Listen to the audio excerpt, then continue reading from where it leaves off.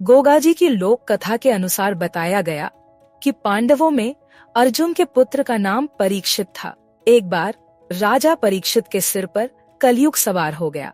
तब राजा ने कलयुग के प्रभाव में आकर एक ऋषि के गले में मरा हुआ सर्प डाल दिया। तब ऋषि ने राजा को श्राप दे दिया कि जिस किसी ने भी मेरे गले में मरा हुआ सर्प डाला है उसको आज से 7वें दिन तक्षक नाग डसेगा। जब इस बात का पता चला तब राजा परीक्षित ने अपने लिए 7 मंजिला महल तैयार करवाया, लेकिन कड़े पहरे के बावजूद भी तक्षक नाग महल में पहुंच गया और राजा को 7वें दिन काटकर आसमान में उड़ गया। जब राजा परीक्षित का पुत्र जन्मेजय राजगद्दी पर बैठा तो उसको पता चला कि उसके पिता को तक्षक ने मारा था।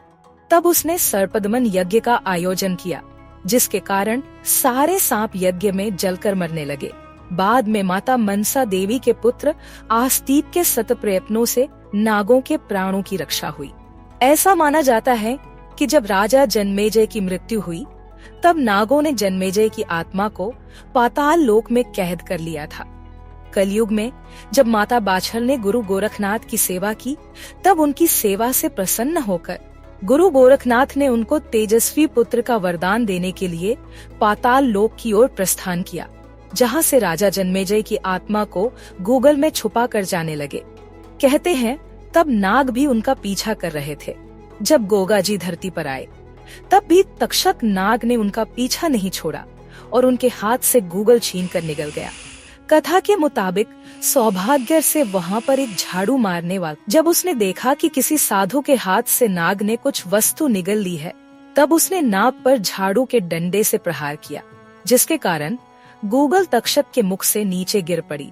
गुरु गोरखनाथ ने गूगल उठाई और झाड़ू मारने वाले को वरदान भी दिया कि इस गूगल से उत्पन्न बालक बड़ा ही सिद्ध पुरुष होगा। ऐसा कहकर गुरु गोरखनाथ वहाँ से अंतर्ध्यान हो गए। तक्षक नाग भी निराश होकर पाताल को लौट गया।